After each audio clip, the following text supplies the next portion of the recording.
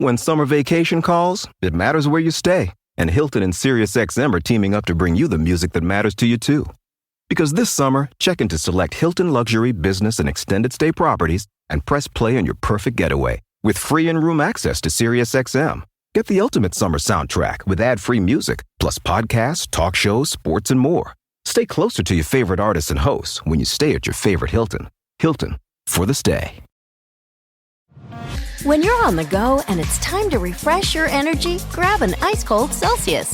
Where zero sugar, 7 essential vitamins, and proven ingredients meets pure refreshment. Unlike traditional energy drinks, each sip of Celsius is a perfect balance of flavor and function. So whether you're hitting the gym, the office, or your next adventure, grab a Celsius at your local retailer or visit Celsius.com to learn more. Content warning for discussions of child sexual abuse.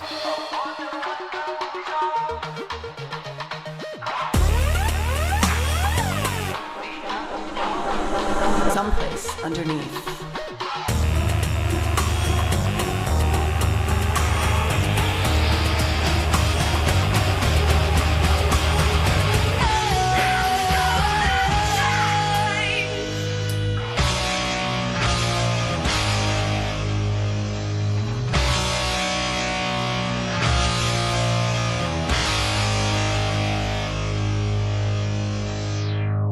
Where this guy was casually just like, yeah, so I was abducted by a satanic cult and, everything was on fire and there were bats.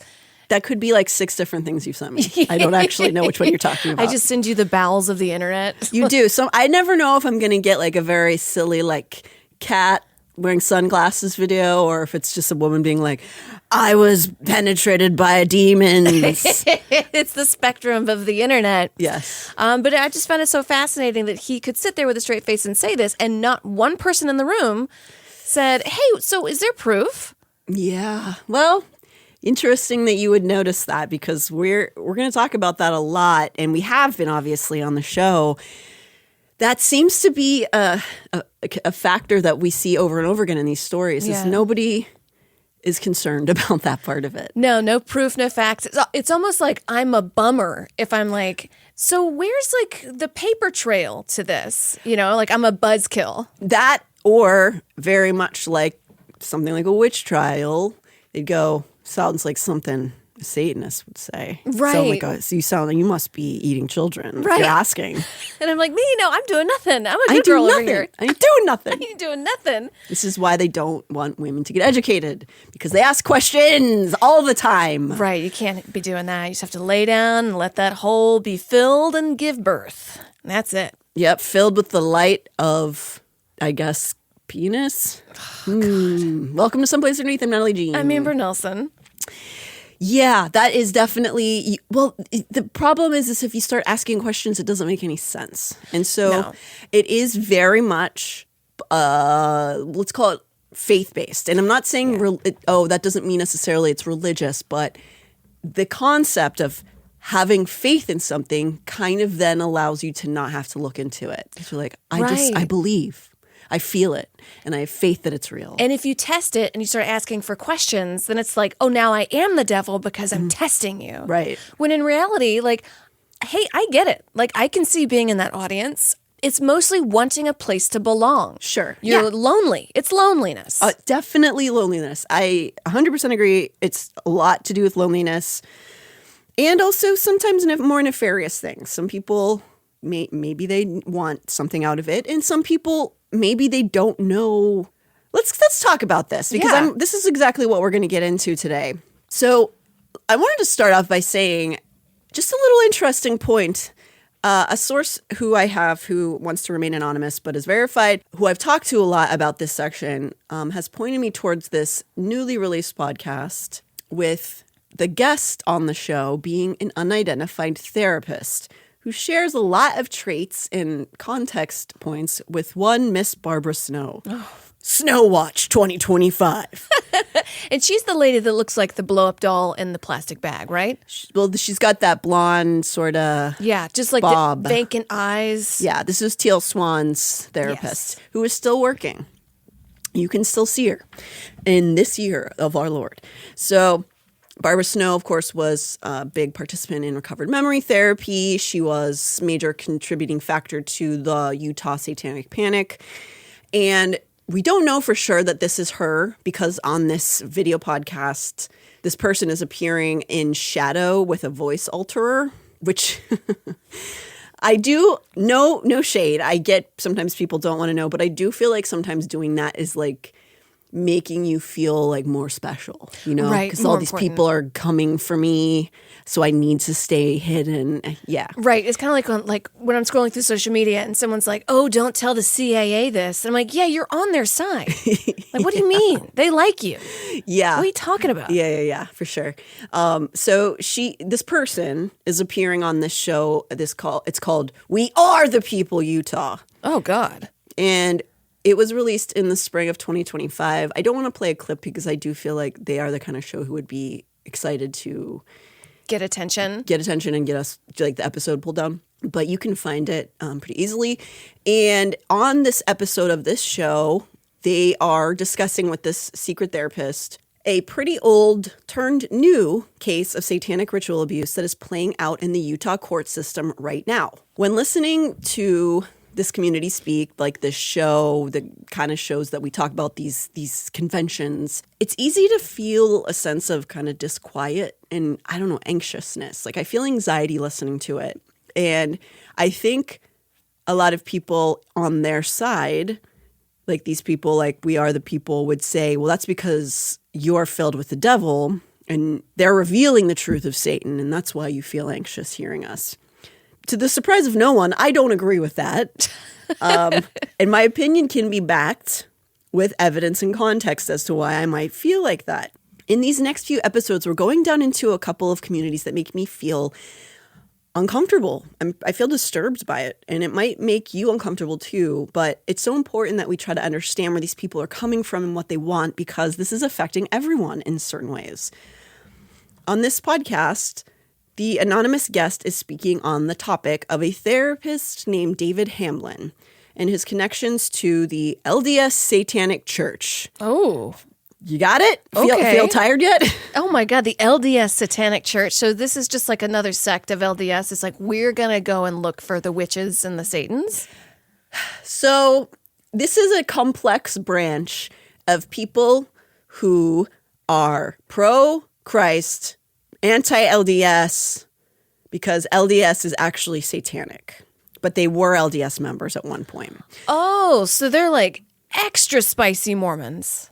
They are, yes. So I know it's confusing. Yeah. It happens to me. The confusing part becomes because the way that these people's minds work, if you add the word Satan to something, that means that's the bad ones. And so it doesn't make sense to call the LDS church satanic, but their idea is that much like the Satanic Panic, with the robes and the candles and the pentagrams, secretly inside the temples, some of the higher ups in the church are doing that. So these were people who were in the LDS church who are basically too extreme for this church. Yeah. And then either quit or get excommunicated and then go after kind of the church, but they're also kind of confused themselves. I could see it equating to like, because I was raised pretty Southern Baptist, and a lot of Southern Baptists, they go against a lot of other Protestant denominations because they're not like gospel enough, or they're not holy enough, or like angry enough, really. Yeah, I think it's similar to that. It's, again, like you just said, also the idea of purpose and a place of belonging, and trying to find where their kind of LARP makes the most impact, I guess. Yeah. So that's what's going on in this podcast, where this is, I'm pretty sure, Barbara Snow, which is crazy. So yes, they're talking about this man named David Hamlin. We'll talk more about David in this episode, but the short version is that David Hamlin is a therapist and a former LDS quorum elder who has, at the very least, sexually assaulted some of his adult patients and possibly children. Damn. But it's really hard to tell which things are real, like really hard, like unnecessarily hard. And we'll talk about why. But suffice to say, this show, this podcast, We Are the People Utah, and this mystery shadow guest are very anti-David Hamlin, but pro-Christ, but anti-LDS, because LDS is satanic. Got it? Yep. They sound like they're bored. Yeah. I'm sorry. They sound really bored and lonely. Like, when I see this, I'm like, oh, you really just want to sleep over with the girls. Kinda, I think so. I think that's what you want to do. But instead you have to be like, Satan's over there. Potluck at my house, 5 p.m. I mean, really, I don't think you're that far off from the truth. So listening to this guest who claims to be a therapist and is likely Barbara Snow gives me the same physical reactions when I'm listening to Julie Rowe speak or Chad Daybell or Tom Harrison or Tim Ballard, which is, you know, that feeling of anxiety. And I feel almost like sick to my stomach, like the way that you might as a kid feel sick when like you're getting yelled at or something. This is your body protecting you. Yeah. It's kind of, I'm connecting it to the feeling when an adult would be like verbally abusing me as a kid, you know? And I think that's a pretty normal reaction to have listening to somebody speak with such authority and such assurance about complete, violent, dangerous, disinformative drivel that has people's just rapt attention. This pod itself, this particular one, doesn't have a massive view count on YouTube. It's something like 1,700 views. There are about 60 comments underneath, though, who are all ardent believers. They are all very much just yes-anding everything that's being said on the show, assured beyond reason that they have finally found the truth, that they are the chosen few who hold the secrets to the universe. Many members of this community claim to commune with God herself. See what I did? Oh, I see. So the people who are listening to this do not question it. They do not ask questions. They do not want proof. They hear something they like and they go, absolutely. And that's a big problem. And it's a bigger problem than just this small little community and this small little podcast. And it is particularly painful to listen to this particular show, which is, of course, an extension of the LDS community, even if they're not current members. These are people who grew up in that world. And they are definitely a part of the community of the doomsday, prepperism, mental health practitioner, satanic ritual abuse, Utah political rat king that we've been observing. So they're definitely in that world. I wonder how many doomsday preppers, because, you know, during COVID lockdown, I subscribed to a lot of doomsday prepper stuff of just like, what kind of food should I stock up on? I wonder how many of them are kind of touching tips with this. Probably a lot. I think a lot, and that sucks because, as you've said before, it is good to be prepared.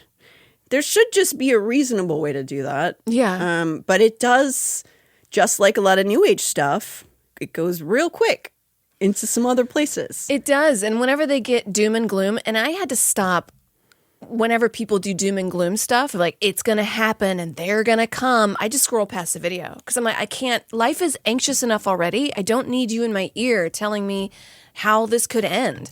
Also, they don't know. Nobody knows. No. So if anybody ever says that they know when the day is, they're lying to you or they're mentally ill. They don't know. They have no idea. None of us know. Yeah.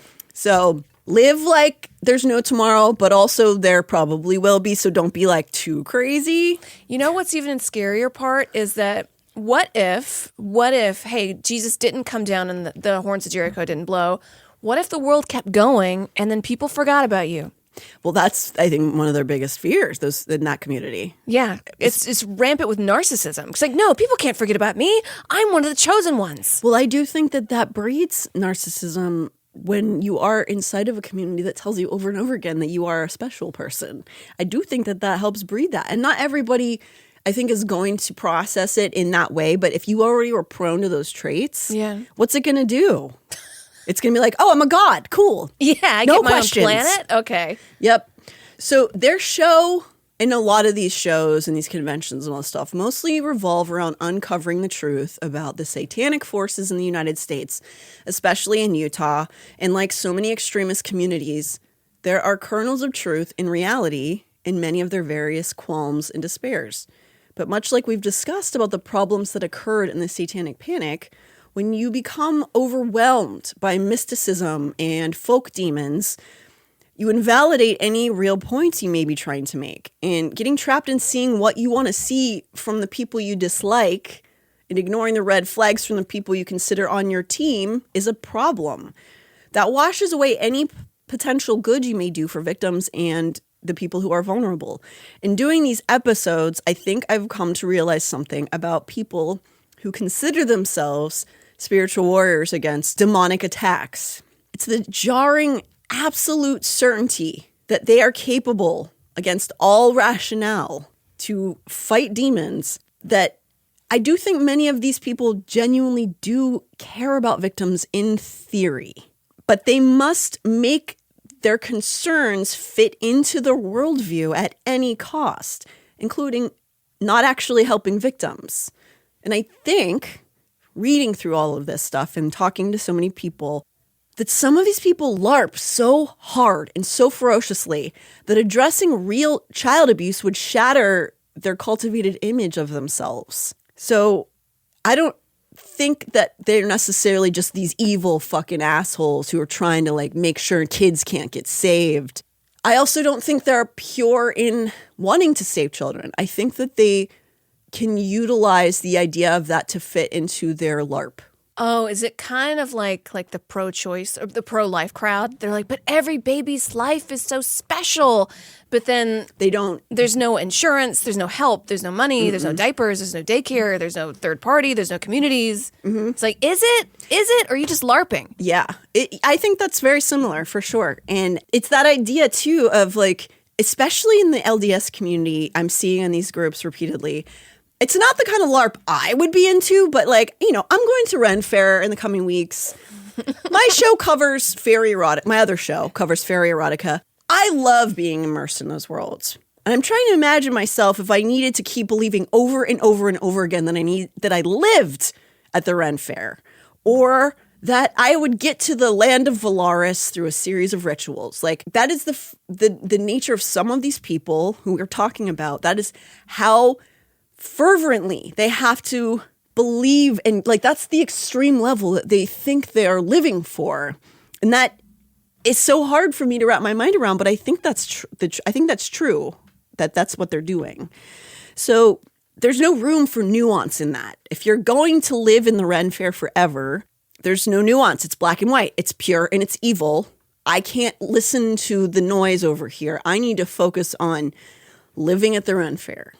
So like everyone in this community, this show, these people who I'm talking about are far, far right, are prone to conspiratorial mindsets and see things through a magic lens. Taking all claims that fit into their worldview at face value has caused some pretty severe trauma to innocent people, and it shows no sign of stopping, even though they are being challenged in the court system right now for stalking and harassment. Whoa. You know, this is interesting because I've seen a few witches that have gone far right, and I'm like, how? Why? And like how you explain it in this context, like, oh, yeah, like one of my good girlfriends, you know, she would do like meditation spells all the time, and then now she's kind of QAnon, and I'm like, whoa. I've seen that too, and it's really ironic because of how patriarchal that really is and how anti-woman a lot of that is. Yeah. But you can do mental gymnastics to get around that for sure. Hey, I'm Paul Scheer. I'm June Diane Raphael. And I'm Jason Mantzoukas. And we're the hosts of How Did This Get Made, a comedy podcast where we deconstruct, make fun of, and celebrate the best, worst movies ever made. Have you ever seen a movie that's so bad that it's actually good? That's what we're talking about. From blockbuster franchises and made-for-TV romances to bonkers 80s action flicks and obscure sci-fi musicals, we cover it all. You can find How Did This Get Made wherever you get your podcasts. And don't forget to follow the show so you never miss an episode, idiot. NetCredit is here to say yes, because you're more than a credit score. Apply in minutes and get a decision as soon as the same day. Loans offered by NetCredit or lending partner banks and serviced by NetCredit. Application subject to review and approval. Learn more at netcredit.com/partners. NetCredit. Credit to the people. So why am I bringing up this seemingly small town issue that's playing out currently? Even if it is adjacent to the church, it might sound like this is like this like civil court case that's happening right now. And is it just mudslinging between parties? We don't know much about. This is just some small town in Utah where there's like this legal thing happening. No, these things play out. And then pretty soon everything we do is going to get put under a microscope. It's true. And also, that's sort of where this stuff gets to live and thrive, is when it just looks like a confusing mess. And you're just like, what are you talking about? Why is this guy from Florida? Like, what's going on? Which is how I felt trying to understand this case and what's happening with Ken Krogh here, because we need to talk about Ken Krogh quite a bit. And I've sorted through it, and it is how this stuff thrives. It's how people get away with stuff. It's sort of the way that QAnon itself works, 4chan works, where you just start throwing crazy shit at people, and everyone's like, what? I don't know. Sure. Okay. Whatever. And just made up stuff. And then it's confusing and weird, and people stop looking at it, and they just turn away. But that's when all the stuff gets done behind that we want to know about. So yes, this case that I'm going to be bringing up for the next 2 episodes is technically a small town court issue. And it sort of isn't at the same time. As we break down this story, you will hear some familiar names pop up, and we'll talk about the wider implications of what this very tragic and painful legal case represents. Like anything to do with the concept of satanic ritual abuse or high control groups, and for our example, Mormonism, there tends to be a one truth and 2 lies method of sharing information, or maybe a more accurate description of how that information is shared in these circles is 1 piece of reality, 2 doses of biased mysticism. And then you can't tell what's true and what's not true anymore. Yeah. That's when they get you. That's when they get you. And I do wonder, I think sometimes the people who are sharing this information are not sure themselves. You know, I don't think it's all like this calculated Illuminati thing. I think it's a lot of confused and scared people and lonely people. So something that this podcast we mentioned at the beginning of the episode, who I'm only using as a reference, they're not to blame for all the things that happen, but they are facilitating a lot of misinformation and disinformation. One of the big topics that they talked about that's happening in 2025 has been this old piece of satanic ritual abuse that has been repackaged and is now being tied to a local political campaign. The county of San Pete, Utah, sits comfortably in the Mormon Belt. The Mormon Belt is also known as the Mormon Corridor or the Jello Belt, and it is just essentially where the most LDS members live. It's a big part of the States. It is. It's most of the West Coast is pretty LDS heavy. And there's obviously all over the country, there's maps that can show you the per capita, and obviously the deepest, darkest sections are the Mormon Belt. It's so crazy how, like, because we started from history, and then Joseph Smith had to set west because he was kicked out. And so now, cut to now, and it's like all this Western towns are LDS. Yeah. It goes to show you how recently American history is. It's not very far in the past that all this happened, and it has bled out, quite literally bled out to half the country, you know, in ways that I don't think a lot of us even realize we're being influenced by. But the Mormon Belt is all of Utah, of course, and then it kind of bleeds out from there to parts of Arizona, Colorado, Idaho, Nevada, and Wyoming. And set in just about the dead center of the belt, as if a jar of Mormon-flavored jelly beans was dropped and spread outward, is San Pete County. It's south of Salt Lake County, and it boasts several important LDS towns, but without the pesky liberal majority that Salt Lake City is stuck with. So we think of Mormonism as Salt Lake City. Maybe some people are familiar with Provo, but a lot of the people who are players in this church don't live there. They live in these surrounding areas, and a lot of the areas are south of Salt Lake City. This is also where, like, St. George is, like, famously where Jody was hiding the children. So it's all like, you remember how we were watching that video of her house, how it was just beautiful, but like isolated in this weird mountain area? Yeah. That's how a lot of that area is. So there's maybe potentially reasons why people trek down that way. Yeah, because they don't want anybody messing in their pesky business. Yeah. So, and this is why we'll never have massive public transit, which is such a bummer because I want to go visit my mom in Mississippi on a light rail, if we were in Europe, I could be there in 2 hours, 3 hours. Yeah, there are a lot of people who don't want that. No, it's like, we don't want them outsiders coming around. I'm like, what? So you can just go talk about satanic ritual abuse? I guess. Interestingly, if you go all the way back through Mormon history, though, Brigham was the one who insisted on bringing the intercontinental, what's it called? Continental Railroad? Yeah. He's the one who wanted that. All of his followers were like, don't bring them outsiders. And he was like, he saw the dollar signs in it. He's like, no, we're getting them in, buddies. And it paid off. The church exploded to the point where it like controls an entire state of this country. So I'm just saying maybe some of those people might want to think about adding a light rail. I don't know. Please. So, yes, in these beautiful, picturesque landscapes, amongst the many peaceful, kind folks who live out in these smaller towns, because lots of people are super chill and normal there are certain folks who seem to want to have a lot of privacy to conduct business. Let's say, we'll call it business. Yeah.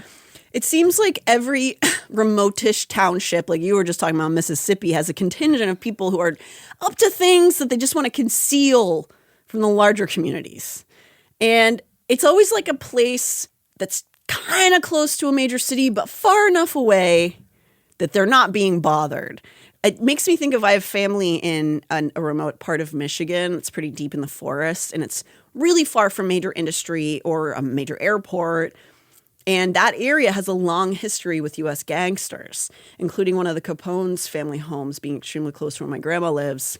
And it's because it's close enough to Detroit that like you can use the resources, but far, far enough away that nobody's going to be traipsing out there for no reason. Ugh.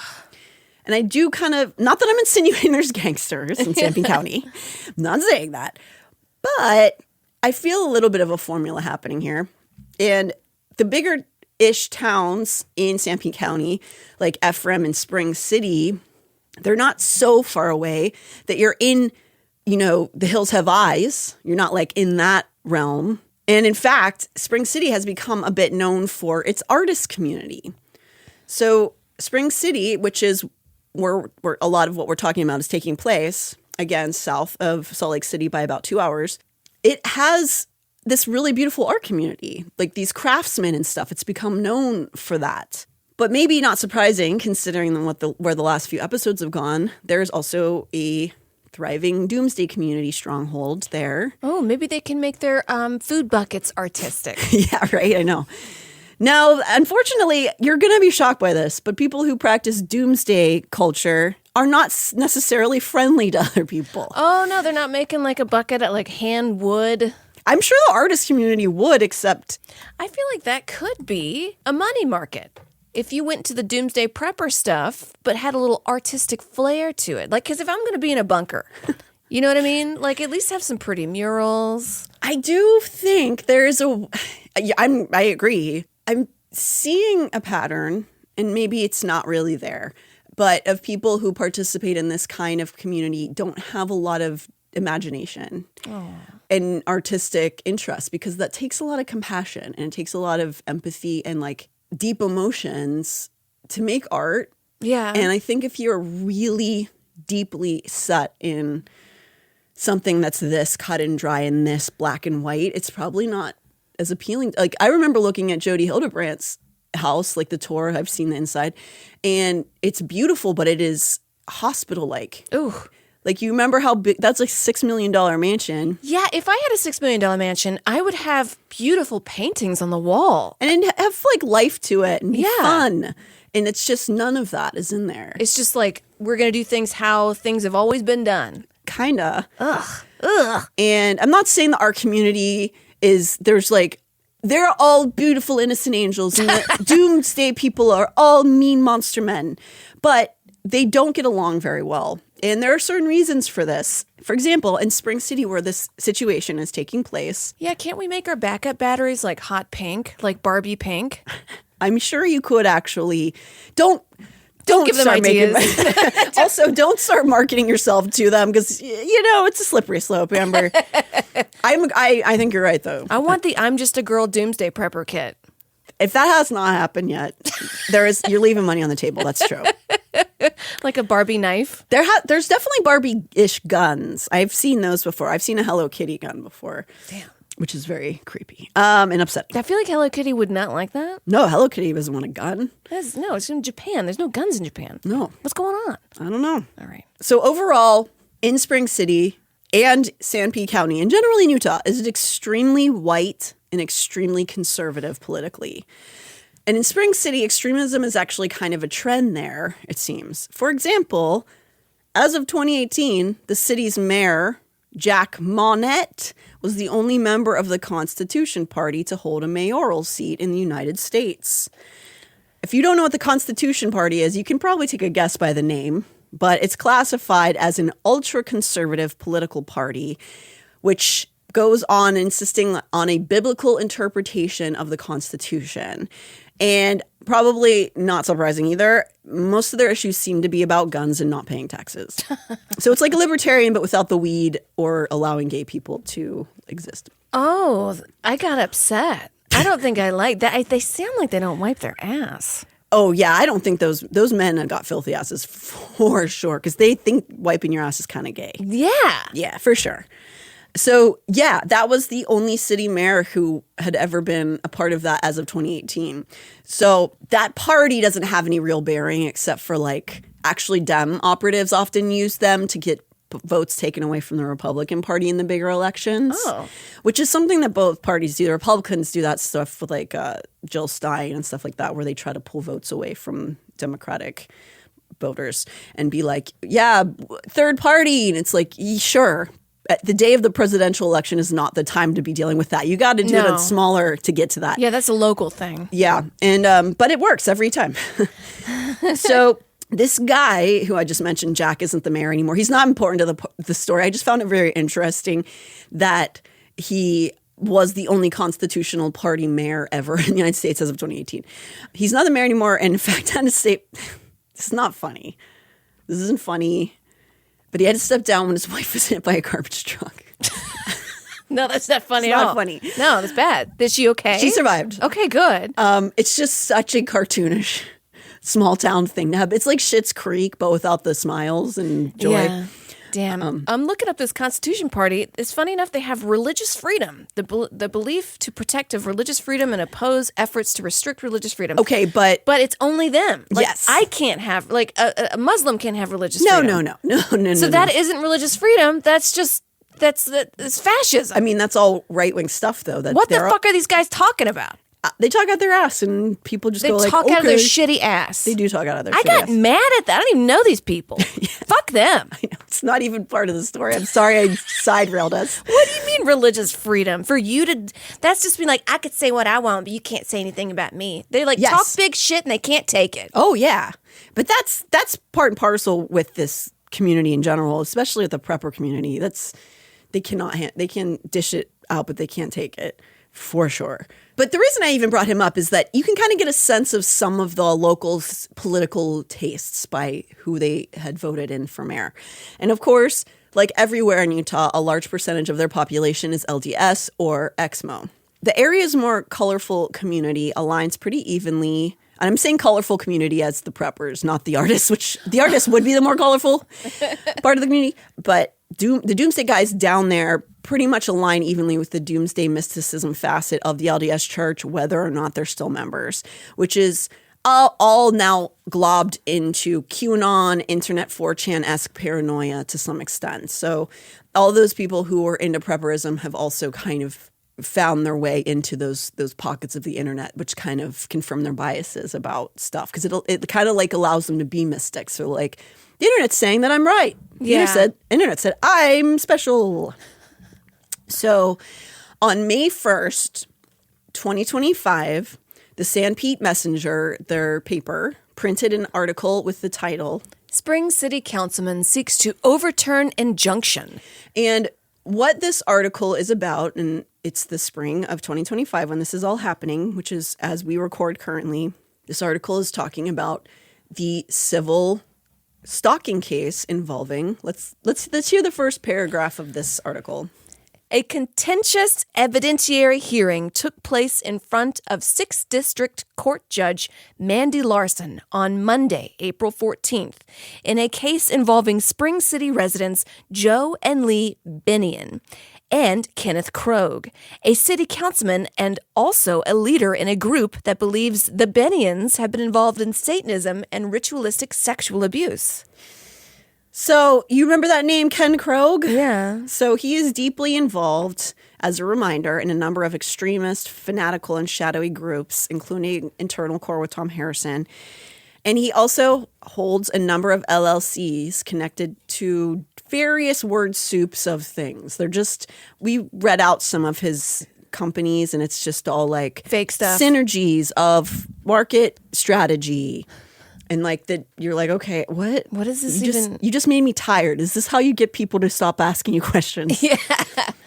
Hey, I'm Paul Scheer. I'm June Diane Raphael. And I'm Jason Mantzoukas. And we're the hosts of How Did This Get Made, a comedy podcast where we deconstruct, make fun of, and celebrate the best, worst movies ever made. Have you ever seen a movie that's so bad that it's actually good? That's what we're talking about. From blockbuster franchises and made-for-TV romances to bonkers 80s action flicks and obscure sci-fi musicals, we cover it all. You can find How Did This Get Made wherever you get your podcasts. And don't forget to follow the show so you never miss an episode. Idiot. Surprise bill? Need fast funds? CashNet USA can help. When you need money fast, be the hero. Apply in minutes at cashnetusa.com and get a fast decision. All loans subject to lender approval. Speed of funding is subject to verifications and your bank's processing times. So one of those companies that he runs is called the Spear Fund, which is going to show up more than once in the upcoming episodes. And it shows up today in this discussion of this small town case that has much wider implications. So as you heard from that paragraph, Ken is now a local to the Spring City area, this place we've been talking about. He moved his butt to this town of 1,000 or so population. It's not a big place. Mm-hmm. Spring City. And this was it was less than a decade ago he moved here and has become a councilman there. Ken's not the only one who's been sort of going in that direction towards Spring City. While the size of the town hasn't grown or shrunk substantially since it was founded in the 1800s, that's partially because it is preserved and is intentionally kept spaced out and underdeveloped. It's like a historical town for Mormonism. So they have people live there, but they also have like you go to Gettysburg or whatever and you see like the historical buildings and stuff. So they have that in Spring City, and that's intentionally kept it small because it's kind of a place where you go to see these things. And somewhat ironically, Ken, who is an active, faithful member of the church and his cohorts, wants to sort of destroy the historical town. Why? To an extent. Well, there's a lot of evidence to suggest that, and this is coming from verified sources I have, that he and others think San Pete County and Spring City are spiritually special and will be where they need to set up tent cities in the end times. But when I say tents, I mean big luxury bunkers. So they want to get rid of like the beautiful brick that people built in the 1800s and then replace it with some like gray bullshit? Yes. So Ken and his friends who are down there, they want, right now, you cannot buy property that's smaller than an acre, I think, because of the fact they don't want it to be a hugely developed population dense town because of these historical aspects of it and that it's an artist community. And so the laws that are on the local, legal court documents is that you can't start cutting up the land into smaller chunks to like build on. Ken and his friends want to. They want to change the rules down there so that they can start developing the town, but for the end times. So I'm sorry, that sounds insane. Remember when I said they're full-time LARPers? I sincerely mean that. I cannot overstate how seriously they take this. And we have seen this be in the past stories. We've talked about the Spring Thibodeau case when people thought it was either going to be the places in Canada or Alaska. Chad Daybell and Lori thought it was going to be in Rexburg, Idaho. This is another place that some more of these people think that this is where the spiritual land is, where they need to go because they're the chosen. They might not be using 144,000, but that's what they're talking about. Man, this makes me scared to go on road trips. You never know what you're stepping into, buddy. No, I feel like the Great American Road Trip is scary now. It always was. I guess it literally always was. Yeah. When was it good? It's always been good in that I think there's a lot of beautiful things about the country and obviously the landscape and lots of people. But this stuff's been going on since before it was a country. Out here, especially in Utah, they were doing this before it was even a state.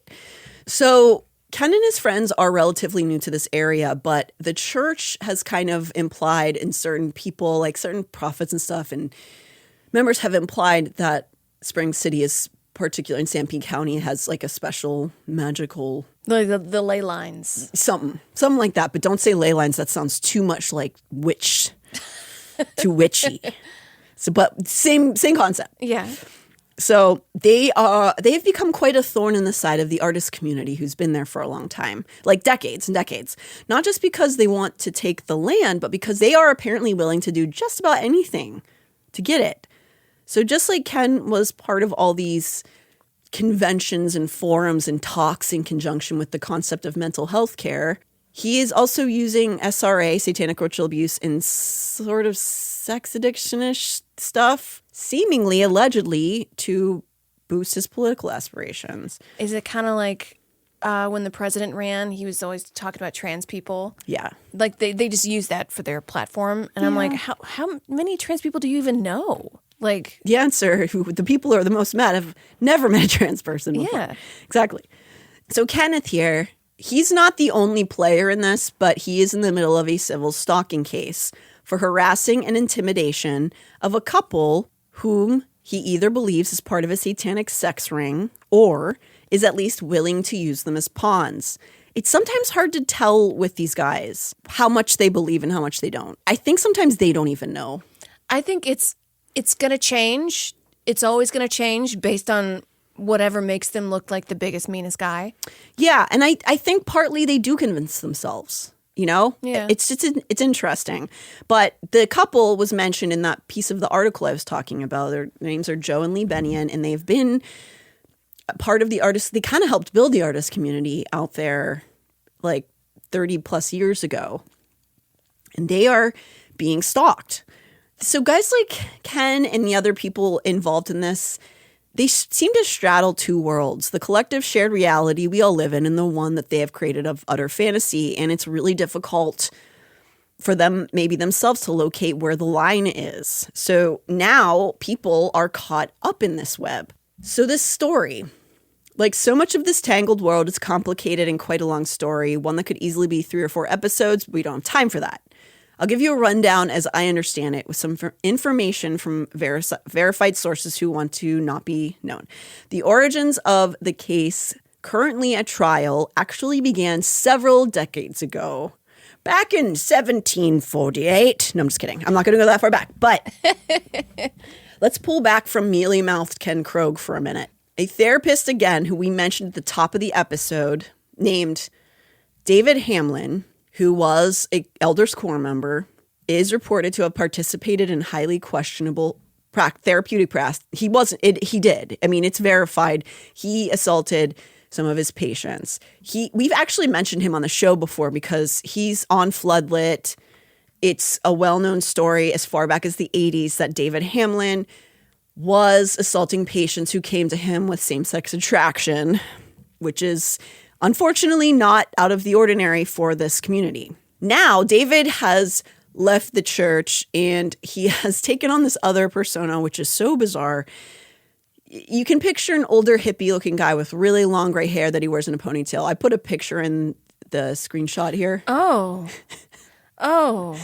Well. He's white. Okay. If you can't tell. The Lakota Native American Church Shepherders Song. So let me make sure we're clear. He is not an indigenous person. However, he has sort of leaned into this pseudo-indigenous spiritualism. He's no longer an LDS member. I'm not sure if he was excommunicated or not, but he is portraying himself as a healer accepted by an indigenous church who has taken him in as a white person or something. Is he like one of those girls, the white girls that are like, well, I'm 1/6 Indian, so Native American. Kind of, but Yeah. like he's openly saying I'm a white person, but because I'm special, he's kind of like insinuating because I'm special, they've allowed me to do their medicine.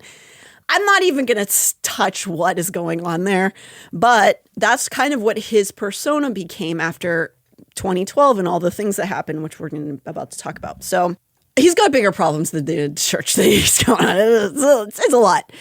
So his brand of being a credited therapist with a degree combined with the mysticism aspect that he seems to really like made it so that when he was practicing the sex addiction / SSA therapy, it would involve things like groping patients. And it's like, was the mysticism just an excuse for him to touch a man? You know, it's like, it's so, you never know what's going on in these guys' heads. But he was practicing a formula that wasn't too different from a lot of the other LDS therapists we've talked about who are obsessed with sex, obsessed, nonstop talking about it, nonstop calling it addictions. But then they're the ones who are like molesting everybody. It's just so much. So that's unfortunately pretty standard abuse from the LDS mental health world. But on top of that, there have been pretty solid accusations that he was also using illicit drugs on patients and potentially minors. So he was taking this sort of mysticism part of it to, here's also like peyote and shit. Like, what? Very strange guy. I did DMT once and I didn't know. I thought it was weed. And, it worked out pretty good for me. But I can see that being a terrifying experience. Did somebody trick you? They just passed around the pipe. I was with a bunch of strangers at a bar, and I was like, okay. And then I hit it, and then I was like, oh, fuck, what was that? And they're like, that. I said, that weed's spicy. And they're like, that's DMT. Amber! Oh, my God. Do you not know what show we've been doing for 4 years? How long ago was this? This is before the show. Okay, great. Yeah, okay. yeah. Great. Yeah, yeah. All right. Well, I'm glad that you're okay. Yeah. It's fine. Please don't do that generally. So yeah, he has this other part about that some of the other LDS therapists didn't have, which was like this weird drug element to it. And so it's been affirmed that he did assault patients. I hate him. No, yeah, I don't like him, certainly. The accusations go all the way back to the 80s and also include from his daughters. He's just a fucking, his penis is always hard and wet and sticking around and shaking. But here's where it gets into sort of a confusing realm. A sort of satanic panic turducken, if you will.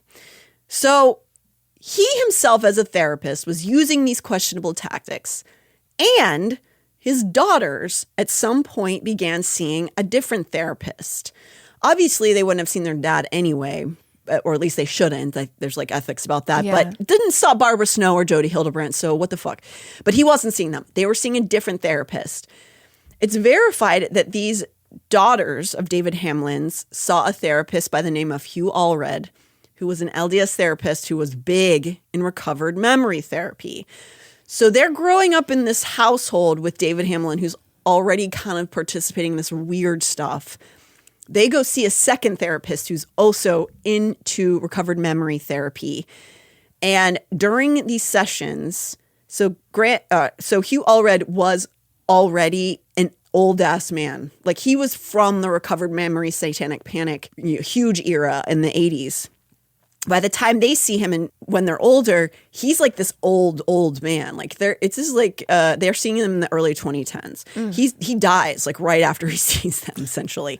So during these sessions, the daughters began claiming all sorts of fairly impossible assaults by their father, or at least almost impossible, highly improbable. Oh, like being sewn up in the body? A lot of that kind of stuff.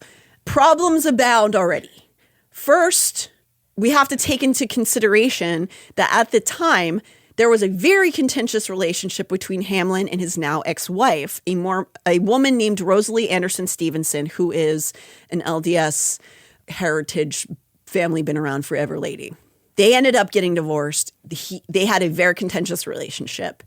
So some of the accusations immediately, they don't know if it's because the wife hates him. Unfortunately for her, she also ended up being accused by their daughters of sexual abuse. Whoa. So I guess the finger never stops pointing. it's very true. So when the daughters, who were adults by the time they filed charges, it was years after he had already allegedly abused patients and them. So their accusations were filed in 2012. I've listened through a lot of their police conversations, and it's very intense. But likely due to their recovered memory therapy, we are going to have a hard time ever knowing what actually transpired. In fact, the daughters have gone on record when this case came back up in 2022, which is what we're getting into with old Kenny Krogh. Yeah, remember, this is coming back to him. Okay. The daughters, when this case came back to the light in 2022, they said they do not stand by their statements in 2012. They all seem very confused because they were experiencing recovered memory therapy, which creates false memories most of the time. So do we know if he molested them or not? We don't. We have no fucking idea what actually happened in that house. But we do know that he did abuse patients, okay? So you with me? I know this is complicated. Yeah. No, this sounds like my mom would not let me have a sleepover over there. Oh, yeah, no way. Because I'd be like, these people are really weird. No, you're not going to go have a sleepover. Definitely. And this is what I'm getting into with talking about one fact and two pieces of mysticism. This is when a lot of the stuff gets pulled by the wayside, because even though David Hamlin is a molester, now with this daughter's recovered memory stuff in 2012, we have this bigger problem, because in the accusations of the daughters came this formula that we saw more of in the 80s and 90s, but was still thriving in Utah in 2012, which is that they reported that they were victims of a sex Satan murder cult, and they listed a bunch of people from the town as people who were in the cult who did unspeakable things, you know, all the stuff with the murdering of the babies and the you know, flying stuff. This is really dangerous, because if you start pointing fingers and saying, like, you're a child abuser, sexual Satanist, did this small town of preppers with guns, what do you think's going to happen? Well, that's why they're in court right now, unfortunately. Damn. Yeah. Thankfully, it hasn't come to a shooting, but that's the reason it's gone to court, because people are scared now. Because this could be like another Comet Pizza thing. Oh, it's very much. You're closer than you think. It's very similar to that, and we're probably not going to get to that till next episode. So, like all of the sex cult accusations of yore, the daughters, when they made these accusations against this list of dozens of people, have no evidence. Regardless, when they made these charges in 2012, Hamlin was arrested. He was charged in Provost's 4th District with 18 first-degree felonies, including sodomy on a child, multiple counts of rape of a child, and aggravated child sexual abuse. After it went through the court system for a bit, and they realized a lot of what was being listed couldn't have happened, the case was dismissed without prejudice in 2014. So any actual abuse he did, he never got punished for, because all of these other things were laid atop of it. And they were like, well, if the whole, there's no way that this whole cult was happening. So, like, I guess none of it's real. That's like Steve Bannon flooding the markets or the, social media. So you're just overwhelmed. Absolutely. So, and I don't even think it was intentional. I just think that using this recovered memory stuff has just caused a lot of chaos. At the time, I think these daughters really thought all of this stuff had happened. And then, like so many of recovered memory victims, a decade passes and they're like, I know that wasn't real, but like they had me so twisted up. Like, I don't even know. So the case was dismissed in 2014. And then it seemed to sort of disappear into the night at the time, and which is actually a bummer, because he didn't get punished, right? Yeah. It got caught in this web of LDS, religious, bunk therapy garbage, and he never faced consequences for its actions. Damn. Cut to 8 years later. It's hard to pinpoint the exact series of actions, which actions came first, and who was at the center of any of it, but we can guess. In 2022, David Hamlin was arrested again after a woman came forward and claimed Hamlin made her and 2 other children perform sex acts, and then he would critique them. We don't entirely know what went on there. We're going to have to talk about that next week. But you know how we've been talking a bit about how the government is filled to the brim with people, at least in Utah, who have these sort of extremist ideas? It seems like some people in the government, especially I guess in some of these smaller local governments, will do just about anything to get what they want or what they think is right, regardless of it being irrational. David Hamlin getting arrested again in 2022 sounds like, oh, good. He did assault patients, so these guys must be so great to go after him.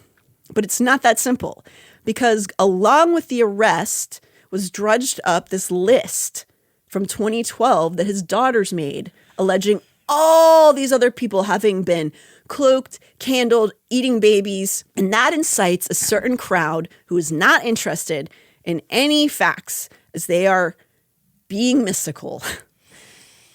And so let's leave that here, because now next week we're going to pick up what has happened now that this case has been reopened in 2022. This is not even the craziest part of this. Really? No. So this is just like this weird guy in the woods who is desert, yeah. And he's like molesting and touching people, but then stirring up all these mysticism controversies. So you're just like, oh, this isn't real. Let's throw it all out. But then he's still a bad guy. Yes. But because there is so much mess around it, I doubt he's still awaiting trial on certain things. We'll see. I hope that he faces justice. But unfortunately, what we're left with in the aftermath of all of this being reopened is people like Maybe We Are the People Utah podcast, who are not interested in looking into why these people have been put on this list or what recovered memory therapy is. They want it to be a superhero mission action movie that they're the star of. And so these people, much like Salem witch trial stuff, they get put on this list and there's no concern about what the truth is, what reality is at that point. So that's where we are, and we're going to talk about what's gone on since this case was reopened next week and how old Kenny Krogh is right involved. God, imagine having a bunch of like just people after you that are not in their right mind. That's what's happening. I would go into the bunker. You would never see me The again. artists don't have the bunkers. The artists don't have they're the ones that need the bunkers. They're the ones that need the bunkers. That's scary. Fuck that. I don't like this. Coming up next week, David Hamlin's rearrest in 2022 sounds good on paper, but a regular plain old arrest and trial doesn't cut it in the Wild West. Vigilante justice is on the plate with a side of devil worship.